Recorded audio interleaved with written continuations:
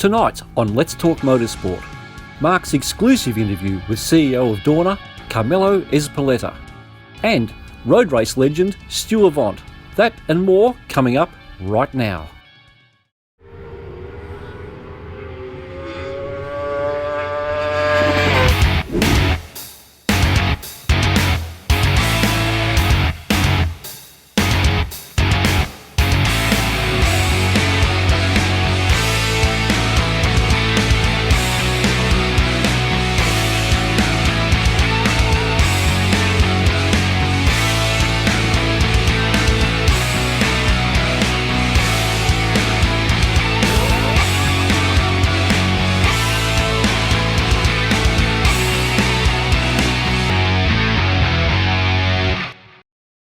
Welcome to another episode of Let's Talk Motorsport. Last week was a great show. We had Bob Rosenthal and Jeff Leask, two of the legends in their own right of Australian road racing. And in the short time of being on air, we've had some great interviews. We've had Peter Doyle, the CEO of MA, Kevin Williams, the promoter of MX Nationals, besides guys like the 5 times World Superbike champion Johnny Ray, Scott Redding. We've had heaps of different guys, even the Aussie legends in Mike Jones, Wayne Maxwell and others. Now we're going to continue in that vein. And I'm very pleased to announce that on this week's show, we have a very special guest, and one of the coups for me, we're having an exclusive Australian chat with Carmelo Ezpeleta, the CEO of Dorna, as he explains what is going on in the world of World Superbikes and MotoGP. And just to go to the other side of the coin, we're going to go back in time again and have a great chat with one of the likeable Kiwis of world racing over the years, Stu Avant, as he relates some very funny times in his experience on the racetracks of the world. Join us and have some fun. Well, Mr. Carmelo Ezpeleta, thank you very much. I should say bon dia, ¿qué tal? Muy bien, thank you very much. We are okay. How are you in Australia? I'm good. In these conditions, everything's okay down here. Considering what we're all going through, we're in the same world and we're all going through the same thing. It must be very difficult for you at the moment. Well, it's busy. Difficult has been for everywhere, but for me it's more busy than normally it is in this time of the year. We are trying to reschedule everything, but we are watching the light in the end of the tunnel a little bit. And we hope the situation will improve during the next, let's say, weeks. And then we are trying to restart by the end of July.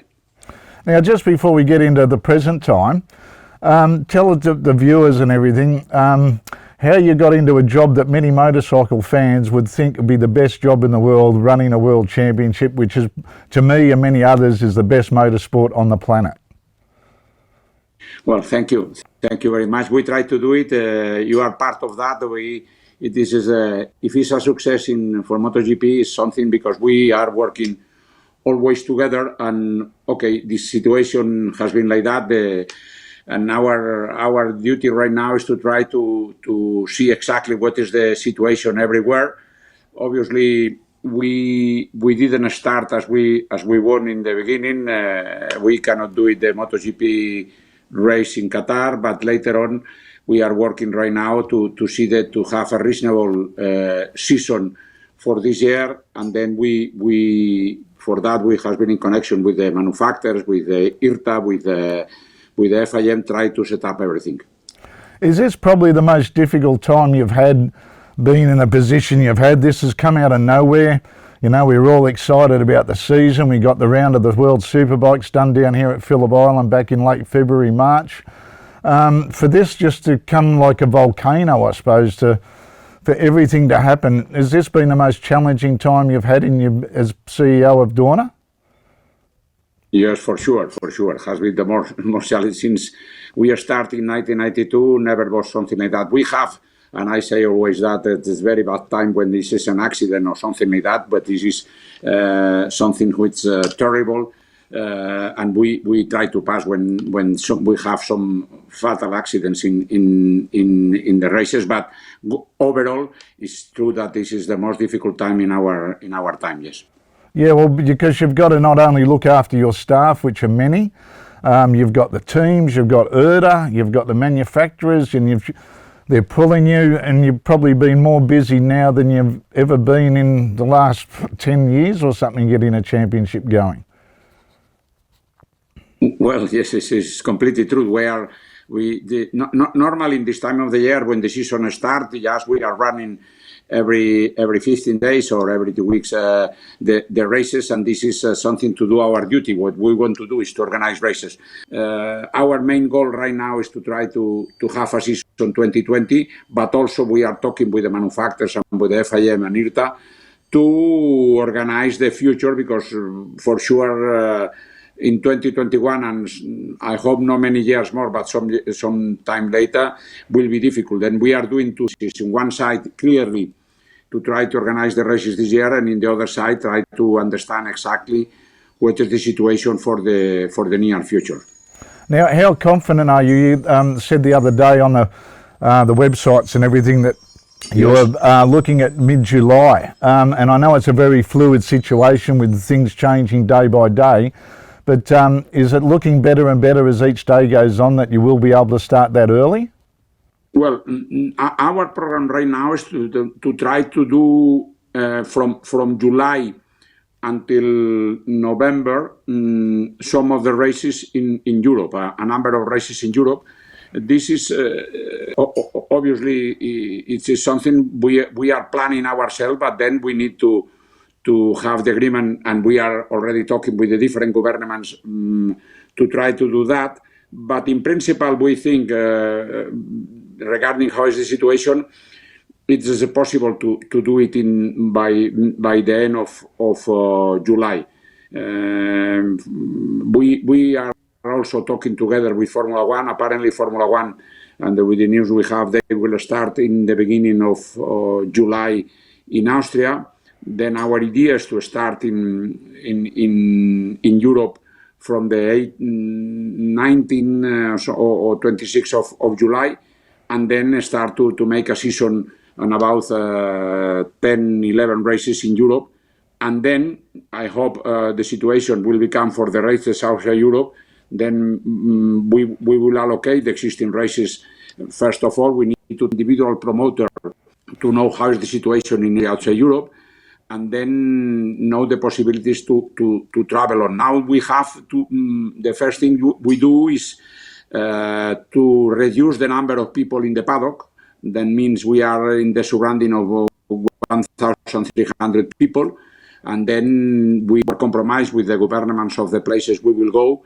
It's to try to have all the people of all the paddock tested before they leave their countries, and after, when they arrive to the circuit, tested again by us. Then this will permit, and then we have some measures in Europe. Then we have been working regarding the kitchens, the accommodation, everything, and we have a plan that means now the only existing still problem is the possibility to move from one country to the other. Today is possible, and also to talk with the national authorities to make the races obviously without spectators. Then we are, once we have all the logistics things solved, then we are at the same time talking with the governments, trying to allocate these possibilities, and that's what we are doing right now. When you said that you're looking at having a couple of Grand Prix at the same circuit, have you pinpointed where those circuits may be? In principle, what we are trying to do is set up around 10, 11, maximum 12 races in Europe, and then if it's possible to go to other continents, which is more difficult because 1,300 people moving from Europe to Australia, Malaysia, or Thailand, we need to see exactly what is the situation. But in principle, we are trying, at least, if it's possible, and later it's not possible to do the other races for some restrictions in the country, a minimum to have a season from about 10, 11 races in Europe. And then, of course, circuits will be, not all, but many of the circuits will do more than one event. Okay, and with Australia, Malaysia and Thailand have come out and said they're ready to have a GP later in the year in their countries. Australia's a bit different. I'm sure you've been keeping up to date with it, with our borders being closed. it looks like the chances of a Grand Prix in Australia are very, very slim this year. Is that the feeling that you are getting? Well, we are in close contact with Australian Grand Prix corporations. At the moment, it's true. This is the border is closed, and it is difficult to enter for people who are not Australians. But maybe this could change or not from now to. Our idea is to until we can still. Put in the calendar, but explain to the people that this will be. It is possible between. It is conditioned that the permission of each government. But in any case, we will decide that by beginning of September, when still there will be some races in the in the European season. And having that today, and with the conversation we had with Westacott and the rest of the people, it's difficult to predict it will be happening. But today, obviously, as you know, and you are living in Australia, is not possible today. I don't know if this will change from now to September. And I'm sure the GP Corporation are very cautious after what happened with the Formula One back in March, when they got everybody here and then they realised they couldn't go ahead with it. I'm sure you've been thinking about that you'd have to leave it till the very last minute sort of thing before you decide if you can actually come and the government will let you come into the country. Well, it is clear that we will not leave undecided the possibility to go to Australia or anywhere unless it's completely sure we can go. Then it is, if it's any, let's say, doubt about the possibility, we prefer to postpone until next year. Is there any chance now that this has given Dorna more a chance to read for future for 2021 and beyond, that the date for Australia may be moved early in the year, as we've all been talking about and many have been wanting for many years, because it used to be one of the series, the championship start at Australia or Malaysia all those years ago? Yes, well, we were speaking last year with Australian Grand Prix Corporation, because this is a demand from the riders since many years ago, and was the plan to try to do it. To be honest, right now, we are not thinking in the 2021 calendar, and once we know, I hope the season can start as we propose by July, and then we can start to make the normal races and everything is okay, will be the moment to talk about the possibilities to move the day from Australia from the end of the year to the beginning. But to be honest, this is not our priority right now. We are concentrating that, and if it's necessary to talk again when this is possible, we will see. But today, still we are not starting to talk about the 2021 calendar. We are just working in the 20. I was hoping that you might say you might run this championship through till 2021 and we could get the final round of the World Championship, the MotoGP, one weekend, and then the next weekend we could have the first round of the 2021 World Superbike Championship here. That'd be fantastic. Yes, maybe. Well, Superbike is also, we will be running Superbike, and together with that we will start to do something in Superbike for this year. We are trying to allocate, well, at least World Superbike has the race in Australia in the beginning of this year and has been very well. Then the remaining races we will try to do it also with the same similar, starting in Europe, and then still is the remaining race in Argentina. We need to see if it's possible or not to go there. But I repeat, our main concern for both World Superbike and MotoGP is to try to allocate in the best way the races for 2020. Okay, now last year after the Japanese Grand Prix, you went down to the new track at the Bend in South Australia, Sam Shahin's little baby, where he spent a lot of money, over $120 million on it. He's very keen, he's got money, he wants a round of something there, the World MotoGP Championship or Superbikes. Have you discussed that with him, the possibility, because you've got a contract with Phillip Island till 2026 with Superbikes and MotoGP? is that being discussed? World Superbike and MotoGP, we have a contract with the Phillip Island and Australian Grand Prix Corporation since 26, and we were not able to discuss anything. At the moment we were there is to see the venue, who is really good, but we didn't discuss nothing about to allocate because it's not possible. Australian Grand Prix Corporation has the exclusivity for both championship in the Australian territory, then it's not the moment contemplate that. Because I was going to ask, my next question, was there a chance that we could ever have, like you do in Spain, you have 4 MotoGPs in Spain, a couple of rounds of the World Superbikes, to have 2 rounds of the MotoGP and or the Superbikes, one in Phillip Island and one in Adelaide? This is not possible contractually. Then Phillip Island and Australian Grand Prix Corporation has the exclusivity for all the Australian territory. Now, getting back to what you've been doing, you've come out and announced that you're giving good support to the privateer MotoGP teams and the Moto3 teams with the MotoGP €250,000 per month. That must be very good news to the teams because obviously they need the money. Their sponsors might be pulling out because of this coronavirus, but with your supporters from Bridgepoint and the Canadian Pension Fund that look after it, they've done a very big job to confirm this money for these teams to keep them, and also the money that you're giving to Moto2 and Moto3, the €25,000 per month to help them out, because they must be struggling very hard at the moment as well. Well, from the beginning, we decided that the situation will be complicated for this year and also for the future, but well, first this year, then we see that the independent teams of MotoGP and all the teams of Moto2 and Moto3, if it's not races, they will not receive the money we pay for the races. Then will be a difficult situation with them, and what we do is to give to them a loan. In the first time has been for the first 3 months, and then when we start, then we will continue for in the normal situation with the payment to the teams. But this is something we discussed from the beginning. Immediately when the coronavirus problem starts, we have a meeting with our shareholders, and I am very proud to have Bridgeport and CPPIB, Canadian Pension Plan.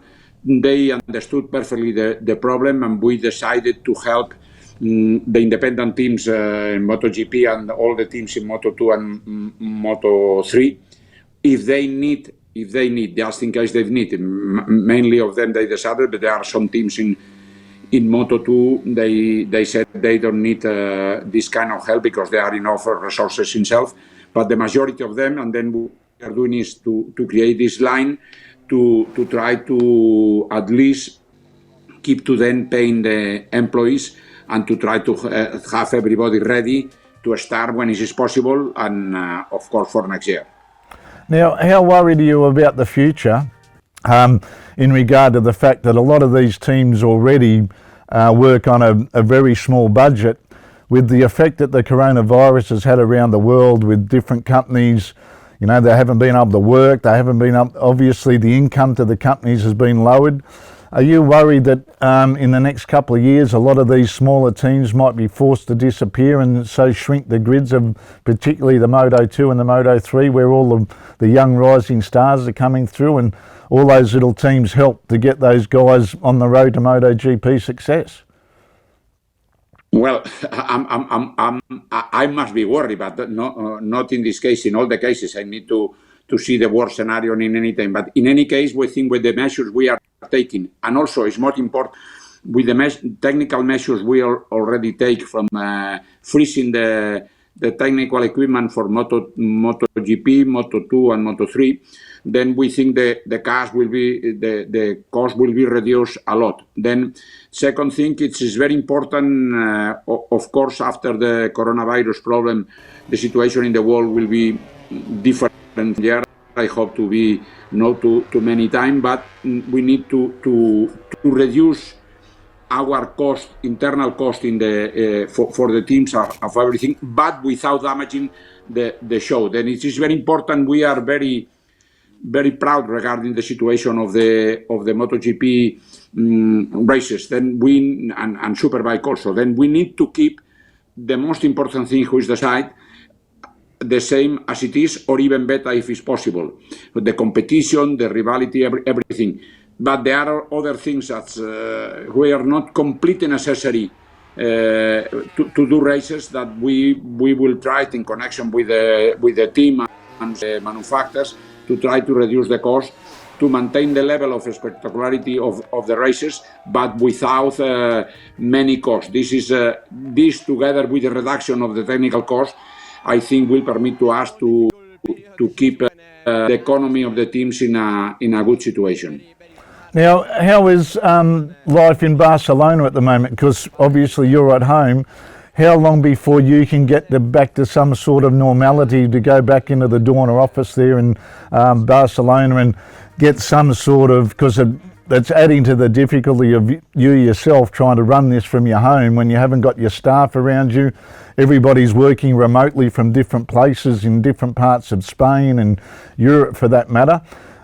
What is the situation like there now for you? Is it getting better day by day and you can see a good light at the end of the tunnel? Yes. This situation with the coronavirus gives to us to work in another way that we are doing normally. We normally are in the office, but now these telematic things, even if sometimes the boss don't arrive well or something like that, it is possible. I have a lot of meetings every day, and with my staff, with the rest of the people, with the manufacturers, with everybody. And by telematic things, we can work in the moment. For example, I'm at home since I come back from Qatar. Then since the 9th of March, I'm at home. It is not any special problem. I make some. I am working as a normal working day from let's say 8:30, something like that, in the morning until 7-8 o'clock in the afternoon. Later I make some static bicycles or something like that. I'm personally okay, and I'm very happy to try to work in this and the connection with other people is easy. We are talking, and really this show to us there are another possibilities than just be all together in an office. We are all the places, all the people in Spain, they are now, some of them, because we make a plan with proposed by the government of Spain called ERTA, and then we compensate with that, and we are talking especially with all the promoters. Then at the moment we can work.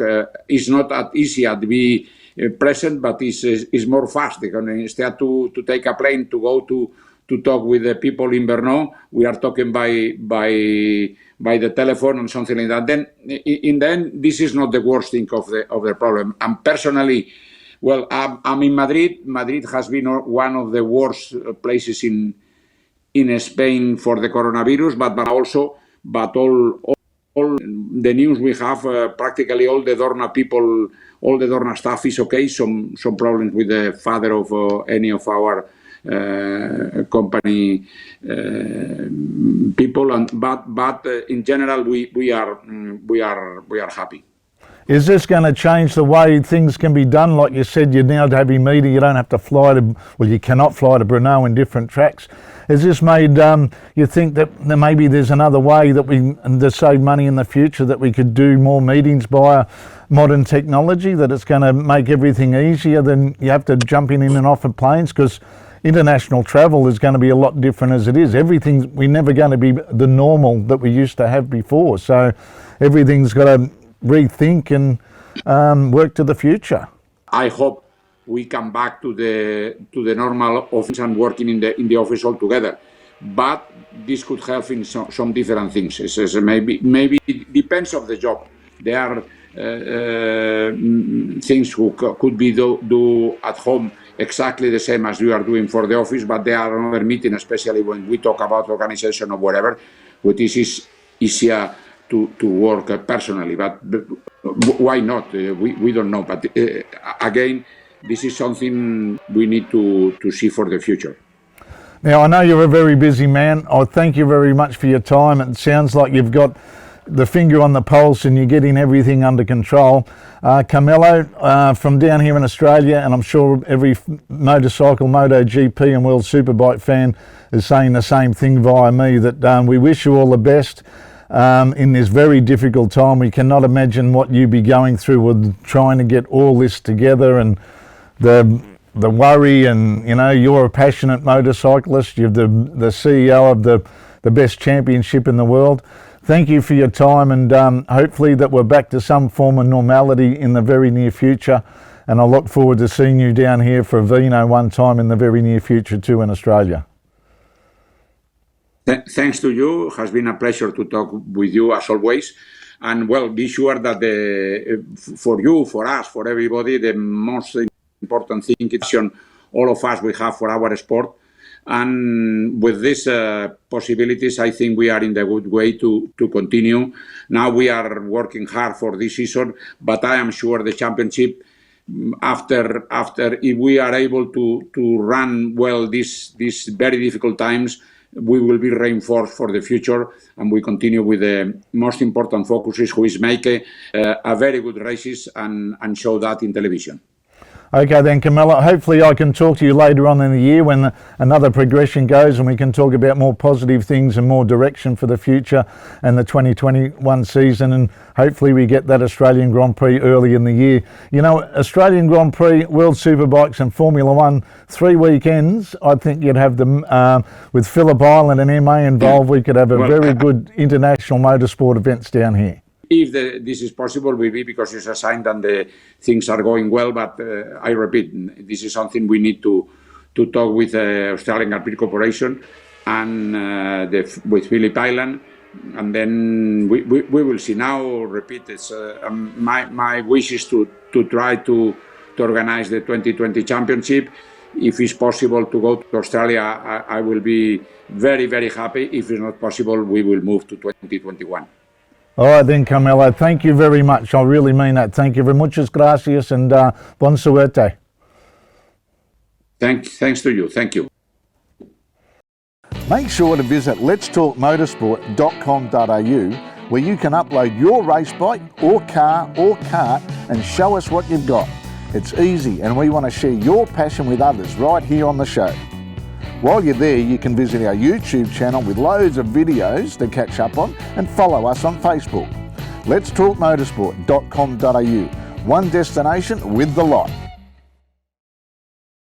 That was an excellent interview with Carmelo Ezpeleta as he explained the goings on. I don't envy him whatsoever. He might have one of the best jobs in the world, being the CEO of the MotoGP World Championship. But in this time, I don't think anyone would be like to be in his shoes trying to do what he's to do to try and get these World Championships up and running. Thanks to him. It was great to have a chat with my old boss that I used to work for all those years ago. Hopefully we'll get a chance to talk to him again during the year as things progress. But thanks to him for his time. We know he's busy. But now let's go to the other side of the coin and catch up with one of the guys that's been around racing for many, many years and has got some great stories to tell, Stu Avant. Stu Avant, you certainly made a name for yourself here and overseas. Tell us how it all started way back then, because we can tell by the accent that you weren't born in this country, you're across the ditch. So give us a bit about your background and how you got into racing. Well, the racing side, I guess, let's start at the beginning. Is my dad liked bikes. That seems to happen. And my sisters seemed to find motorcycles that they liked. And I always loved them. And I had a little Villiers or a Fanny B that I built from bits and pieces. It would never ran, but I loved it.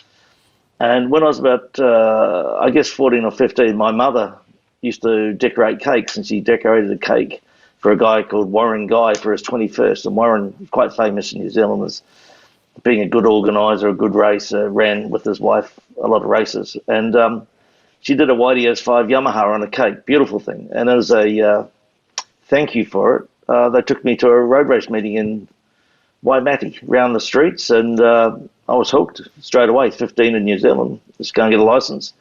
Get the key from the local jam store that had the key to the local racetrack, Ruapuna, which is now Mike Perrot's place.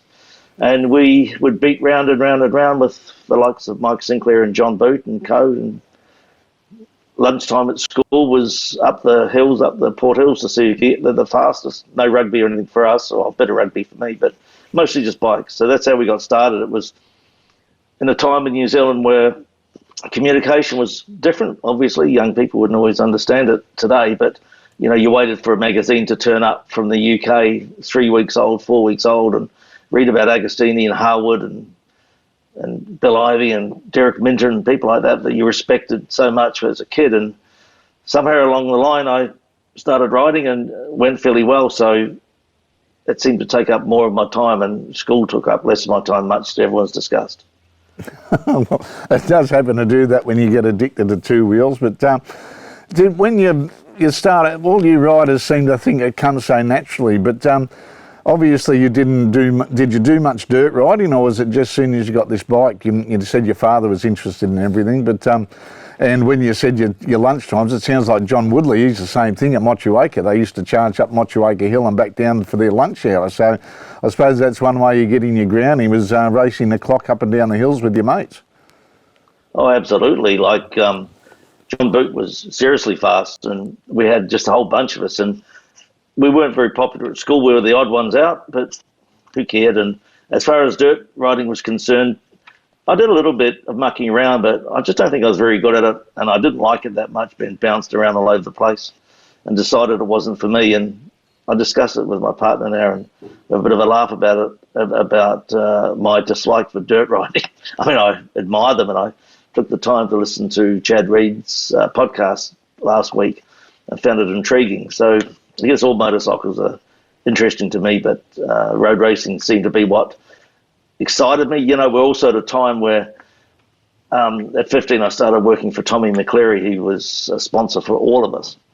So my Christmases were around Ove Thunden, Tommy Knudsen, Bruce Pinnell, all these top speedway riders coming down and racing in Christchurch. So it was natural we had a love of speedway as well. And I was lucky enough when I lived in Europe racing that I was close to Reading Speedway, so I could reunite with a lot of these people that were childhood heroes of mine. But even though I loved my speedway and I liked a bit of mucking around in the dirt, it was road racing for me the whole time. So when did the inkling come to cross the ditch and come over here, and what gave you the confidence to come over here and race in Australia before you headed off? Well, I'm not sure I had any confidence. I think I just followed some path which I couldn't even explain to you what it was, Braxy. But the first thing if you're in New Zealand, you wanted to come to Australia. And I think the first year we came was 74 with an old TZ 700 Yamaha. It's a great friend of mine, Andy McEwen, who got lost though, went on a bender. We lost him for a few days. And even possibly greater person, Lionel Angel, helped me. He had been in New Zealand, because you've got to understand at that time, that was at the end of the beginning of the Marlborough series. So it wasn't uncommon to have Pat Hennon sleeping on your front doorstep, or Charlie Mortimer chasing girls through my sister's house, or Marco Lucanelli walking around with tight undies and all the girls getting crazy. And in my case, even having the pleasure of spending a good time with Mike Harwood and people like that. So by the time I actually got here, I was ill prepared, and I bought a TZ 700 Yamaha. And I was quite disgraceful, I suppose, but you've got to start somewhere. Now, let's go back a bit. You dropped some names then, Pat Hennon, Mike Hailwood and co. How did all that come about to stay at your place? Was that because of the sponsor you had at the time? Oh, not at all. I mean, we were just a good bunch of Kiwis. Your sister said, is there anyone that has nowhere to stay? And we'd say, yeah, quite a few guys. So they'd come and sleep on our bedroom floors or on our lounges and get up to all sorts of mischief. God bless them. And I guess Pat was always someone I looked up to, and I tried to follow. I was never as good as everyone ever would be, but still, he gave me a lot of inspiration. Spent a lot of time with Mike Sinclair, obviously, as a kid, and also having these people around that were down for international racing to keep fit during the off-season. They just became your mates, and they still are. It's quite surreal, really, the people that you're friendly with. As far as Mike was concerned, he had immigrated down to New Zealand, and a funny story, I had a girlfriend, and we went out with Mike and a couple of people, the Bramwell family, a great family, and she was from Melbourne. She'd been working for Golden Breed, and we had a big night, and everyone got drunk, and we woke up the next day, and she said, that guy. I said, what guy? She said, the guy Mike someone or other, he's a very, very good trumpet player. I said, well, he does a bit more than that, because that was 78 and he just won the Isle of Man and he was the man of the year. I said, he's a really good motorcycle racer. He said, no, different guy. He just plays in a jazz band. So that was the sort of relationship we had with those people. They were just really nice people to be around. It's a good time. I'm sure it's a good time today as well. The guys are friendly and have great times. That we had really good times. So did they reciprocate the favour when you headed overseas? Oh, absolutely. There was, like everyone still says it, things were different back then, things were different here, things were harder, things are easier. Every period has a time of difficulties and transportation and communication and hardship. But one thing we did have, it was obviously less than it is different than it is today. You still want to win. But it was easy to be friends with people. It was easy to pick up friends. I mean, there's still, my mates in Urta and all around the place are still great friends, the Steve Parishes and all those sort of people. And, when you got to Europe, I lived with Phil Reed for some time and he was super generous to me. And how did I meet Phil Reed? Well, he was so jealous of Barry Sheen that he came up to me one day up at Le Mans and said, you can actually do better wheelies than Barry Sheen. So my wife and I really want to put you under our arm. So how did you get to be friends with him? Really weird ways, but we're still friends today. And I'm privileged, really, Brexley. Well, so now I know where you're getting some of your bad habits from. The names you've been mentioning, Phil Reed and guys like that, they used to they probably still do it. They don't slow down as they get older, but they certainly knew how to have a good time. Oh, you got no idea. I lived with Reedy for a little while and he helped me out when I was injured, and he had a swimming pool finished and he wanted to have a big night. And so for that big night, he decided what he'd do is fill the swimming pool with hot water. So there was no problem to fill it with hot water because you had to look good. And the sort of things we did, we went to Tramps nightclub once. I'd just turned 21 earlier and we hadn't been able to celebrate. And I'd won £670 at the Hutchison 500, I think, at Brands Hatch. And Phil said to me, listen, you've got to meet some people around here, Mick Jagger and Noddy Holder and a few people, and here's your cake. And they all stood round and they sung happy birthday. I was ever so happy. You have to be, don't you? But when it had all finished, they all disappeared, and my bill for the night was £650. So I ended up with a £25 left over from the weekend. But good experience, good times, good memories, Well, especially when you Mick Jagger and Noddy Holder turning up to your birthday party, and I think they were just there. I don't think they came specially. Well, it's not. You can always go to your grave saying they were there at your party, yeah. But that's also saying what it was like back then when you mentioned Phil Reed and Barry Sheen. They were gigantic rivals. I know that for a fact. And when they came out here a couple of years ago and Barry was still alive and Phil came out for what turned into it was the Easter Classic meeting at Eastern Creek. But back then, I think the guys that you mentioned, the Noddy Holders, the Mick Jaggers and all that, looked up to these guys. They all got MBEs and all that rest of it. Those guys back then, it was I suppose a gladiatorial time of motorcycle racing, because there was Formula One and bikes. There wasn't a lot of the extreme sports that we've got now and all the rest of the things that take your attention. But back then, especially in England and Europe, those guys were basically rock stars too, weren't they? Oh, they were. I mean, Barry changed everyone's opinion. I mean, I could recall him having a show on TV called Just Amazing, and they had 11 million people watching it one night. And I thought, wow. And he changed the face of everything. And I think that's why Phil was never that happy with Barry, because Phil was probably more accomplished. But, it comes down to personalities and the ability to make good stuff out of shit. And I can tell you Barry was the best at promoting himself and putting himself out there and getting himself in good places. And it was a huge... it made a huge difference to our sport, to where I was, to the opportunity to go racing. And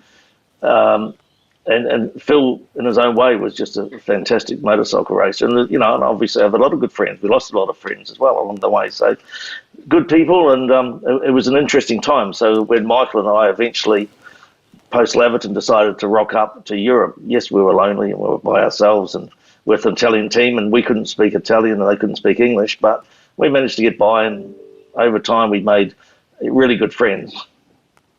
Well, yeah, going back a bit, like you said, Laverton, that one-off meeting. So how many years did you spend in Australia racing before you got the call and the inkling and the desire? Well, you always probably had the desire to go to Europe, but when it all fell together, how long did you stay here for and racing here to get that extra bit of experience to head over to Europe? Well, hardly any breaks here. I did that Bathurst meeting, if I recall, and I started to go to Indonesia a fair bit. And, 17-year-old, 18-year-old, quite an experience, particularly when you're with the Dale Wileys of the world and you're riding your scooters across roads and machine guns are aimed at you and people are yelling at you. I recall as a 17 or 18-year-old being in a nightclub in Indonesia with Abel, who was Hendra Tsaputa was his full name, but he was a good 500 Suzuki racer. And we'd met him in New Zealand, and he was married to the president's daughter. And we were carrying on a bit, and he pulled his gun out and shot holes in the ceiling and the roof. And the armed guards come running in, and I'm 17, 18 years old. I'm shitting myself. And they look at him, and they got their AK-47s, whatever they got, and they look at him and they apologise for rushing in so quickly and walk out again.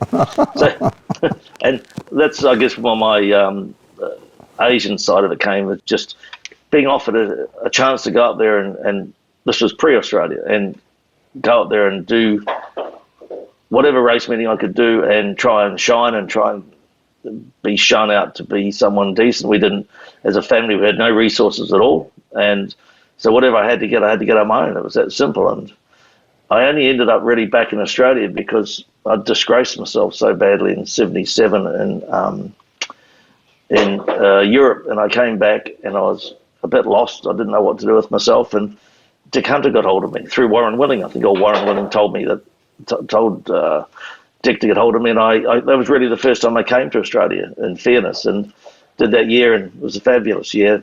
Dick, a great experience, and we did well, I thought. When you said you had a wretched year in 77, give us a bit of feedback on that one with what happened. Was it unreliable bikes, circumstances? What happened there? No, I think 76 was good because we had the RG 500 and straight away fifth, I think, my first Grand Prix. And we went fairly well, but by the time we got to Mugello, I think we got seventh there or something. Both our teammates, or my teammates, got killed, one on the Friday, one on the Saturday, I think. Cool. So the team decided, well, they didn't really want to be racing anymore, and they probably figured I wasn't the next Johnny Chicotto, that by then I was okay. But so they gave me and Michael an old truck, and Lionel Angel hooked up with us, and we did that whole year. And I still had a lot of promise, but I ended up at Phil Reed's house at the end of the year, and I think that I thought too much of myself. In fact, I know I did. And you're a young guy, went home to New Zealand, Jack the Lad, big bit of a hero, Sportsman of the Year awards to be, I was a runner-up or running in that. Went back in 77, but made some mistakes. We got a pretty old bike from a sponsor here in Australia that promised me the world and gave me the tip of Tasmania. And I was with a guy called Sid Griffiths with a teammate called Corky Bellington. Now, if you're Corky Bellington's teammate, it's very, very hard to look good because he's so bloody good. So he was just sensational. So I ended up crashing a lot. I had a pretty poor bike. I had a mechanic from Australia, Ron, who was a good guy and had to put up with me. And I think I found an attraction to other people's women as well. And that didn't help as well. So let's just say when I came home in 77, I was from England and I was told to not come back or he'd break my legs. I can't remember, he said that quite a few. So anyway, I thought, this is me, I'll leave the UK. I hadn't done well. I had some good races, but I hadn't done well. I'd got myself in trouble with a few people.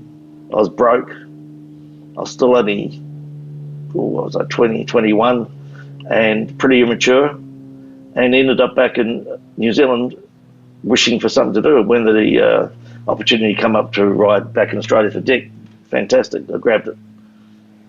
Wow, you're pretty honest about that. So, and also 21, thrown to the wolves, as like you said, you went over there and did it yourself. But then what happened when you came back here, and you didn't do too bad here? I remember you seeing your race at Bathurst a couple of times. What was that, 85, I think? 84? Oh, yeah, well, I did Bathurst in 78 with Dick, and we won the Australian titles, every state title, and we won Bathurst, obviously. And then the following year, I stayed on and with Donnie Pask, with Anderton Thompson, with their lovely Yamaha and a great person, Dave Stanley looking after it. And we had some very, very good results on that bike. And then headed back to Europe. And I didn't come back to Australia until I think the ACU asked me in 83, 84, would I come and race at Bathurst, which I did with a Suzuki, a Sibagagi monocoque chassis XR40 factory Suzuki. They gave me a bike and a couple of engines and Mick Smith to look after it. So we came down here and raced it, and it was pretty good, but through a Conrad or something, we could have. It was actually so good you should have been able to win everything, but it had some problems. It split some crankcases open, and that was life. But it was actually a good opportunity because that was when I decided to immigrate down here.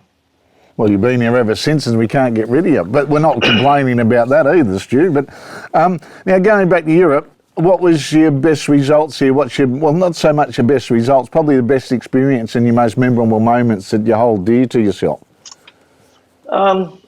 You have sometimes, as a kid at 76, to go over there and you've got everyone else has got their fancy stuff. You've got your old helmet from home, an old Bell helmet and some leathers from home, and you're running in the top 5, 6, 7 in the world. Good feeling as a young fella. Going back later on in 80 with Dudley Lister with a real Butte bike and getting some really good results. Kind of wasted them a little bit, very under budget, but some good people helping me back in the UK. My ex-wife's family, fantastic people, helped me out a lot, so I'm really privileged. And then 81, 82, by the time we were 81, I think 7th in the British Grand Prix and a few good results like that. Won the Jody Scheckter World Cup at Donington. It was good to win. Lots of 4th, 5th, 3rds and internationals. 82, Suzuki gave us we purchased a beautiful bike, and I had sponsorship by then from Malaysia, from Guangzhou. And the 82 Suzuki was just absolutely fabulous. Well, Guangzhou had helped me, and I'd gone down and done the Malaysian Grand Prix every year. I think we got 3rd one year and 2nd with Woodles one year. And it was a bike that was almost a factory bike. It was like you'd have a satellite bike today. It was as good as you could get without being fully factory. So that year, I think we got a couple of 7ths and 5ths and won the Northwest 200, which was pretty good because we're the first international person, non-British person to win it. And it was a good year, and I think I did fairly well. I've got a bit of a saying, you are what you are. You know better than what you think you are. And I did everything I could do with the ability I had, which I'm happy with that. It was okay. Well, saying that too, like you're going over there at 17 to 20 and then lining up on a grid, and you were saying before when we started this chat that you used to wait weeks to get the magazines with the Hailwood and all the updates and Agostini and all those guys, and then next thing you'd be sitting on a grid looking left to right when they used to pack about 10 or 12 on each row of the grid going, well, it'd be a surreal moment for someone, wouldn't it? Oh, absolutely. Someone posted a photograph the other day on Facebook, and it was the front row at Anderstorp for the Swedish Grand Prix, and I'm I think there was 6 of us on the front row, and I was 5th on the grid, and that was a good feeling. And the other thing which you prompted my memory was beating Agostini in Salzburg in '76 because my Suzuki was good, but it was a private one, and we were first private one home. And I tailed Agostini in that beautiful MV Augusta, screaming his head off. And it had more speed than us, but my chassis was better, and passed him on the last lap and ended up 5th, which was something I'm pretty proud of, to be honest. And Aggo wouldn't remember that, but I certainly do. Oh, mate, you're not going to forget things like that in a hurry, and especially Salzburg. Those places, the Isle of Man, everywhere you guys raced back then, safety was not even considered then, and the bikes you're riding, the tyres you're on, the whole box and dice, I'd take my hat off to you, because now you see guys whinging about, or not whinging, but they're, Barry Sheen was one that started all this, the safety aspects of motorcycle racing and stuff, but you guys just don the hats, don the lids, don the leathers, and away you'd go again, and that was just part and parcel of it. And I mean, like the Salzburg ring, that's just a wind tunnel of astronomically frightening proportions, let alone talking about the Isle of Man. Absolutely. I mean, we went back a couple of years later, and it snowed so much we got in but couldn't get out, and they didn't even have the event, and we're being treated like dogs by the organisers as well, I might add.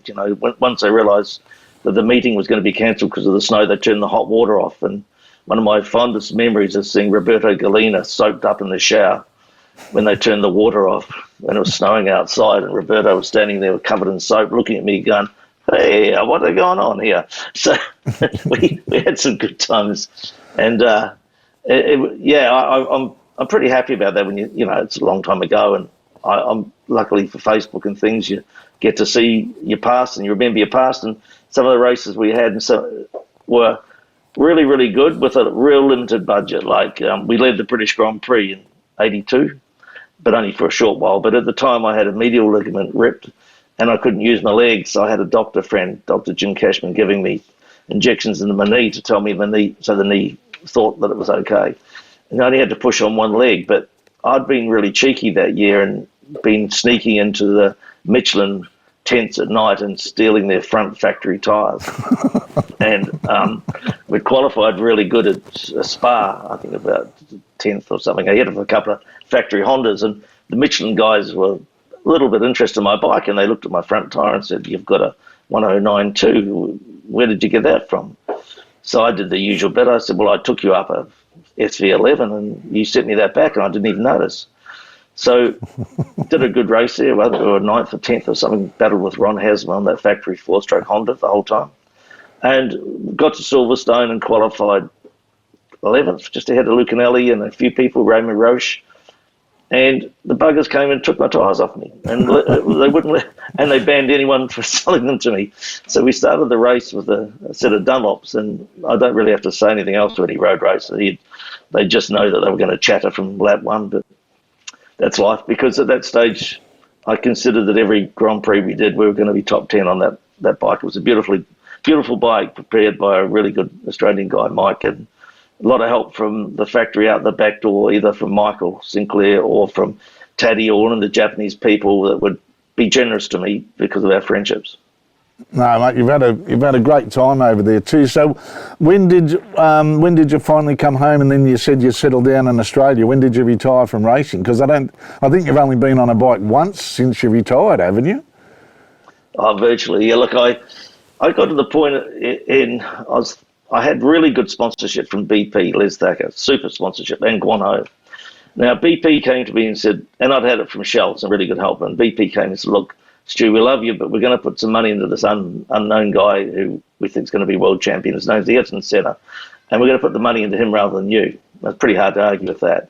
And Guanho Suzuki sold out to the Japanese, and I was 30, and I thought, what am I going to do now? So I took up a role with Suzuki testing bikes, race bikes, with Lockheed testing their very early carbon fibre discs, and that's when you know you're broke, when you're testing front brakes. And work for Dunlop Auto Racing team, and I'd work at racetracks with them, and that was great because we had a system, and what you'd do is you'd put down 4 lines and then a cross through for the 5th for the factory teams. So I'd get to 4 and put a line through, so every privateer that I thought deserved it got free tyres. So I was kind of a sponsor that year on behalf of Dunlop. So we ran that and went all over Europe really, and once again good friends, and my colleague that I worked with became the head of Dunlop, Phil Plater, and I was just bumming along and thinking maybe I'd go to New Zealand to live, and did a couple of rides, a couple of things, and then at Bathurst that was right at the end, and met the Bob Jane people, and went home and said to my wife at the time and Christian, my son, good news, we're going to live in Australia. And it worked out pretty good. So we came down here with nothing, which is okay because lots of people did, and settled down, and always followed my bikes, loved them, still don't think there's a particular place for an old road racer hanging around circuits getting in people's way, but I was lucky enough to have good friends once again in IRTA and Suzuki, and as you well know, I ended up doing some busy work. I got Kurt McCarthy a deal with Harris's, which was good for him because he's a good young fella, and I've heard since in discussions with my good friends, the Harris boys, that probably the best racer they ever had worked for them. Obviously, Anthony Gobert, I put the deal together for that, which didn't work out that well, but I wish it had it for everyone. And luckily for the internet and things, you've been able to reignite your interest, and now we've got our classic bikes. But I just had to make a move, and I thought, well, I'm 30. I did Macau, I think, at the end of that year, and we got fifth at Macau at the Grand Prix, and I looked across at my son with a little flag, and I'd actually knocked someone over in a van and knocked them into the ocean the day before with my van mirror and kept going, which you had to do.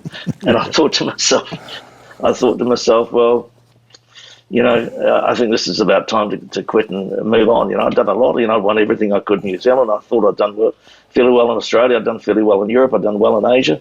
And everyone has to know when to fold, really, Braxy. What a character Stu Avant is, hey? Great to catch up with him as he related some of the stories from the past on and off the track. That was part one. We've got part two coming up next week where he continues his antics. And also next week we'll have Michael Dowson, a real gun of Australian racing in the 80s. We'll catch up with him and he'll tell us some of his stories from days gone by. Until then, I'm signing off. But before I go, thanks for all the feedback you've been giving us. It's excellent to hear. Keep it coming. Bit more of show us what you got. We'd love to see some more of your bikes and stuff. But until next week, Braxy signing off. Keep it pinned if you can now the roads are open a bit more. And I'll see you next week on Let's Talk Motorsport.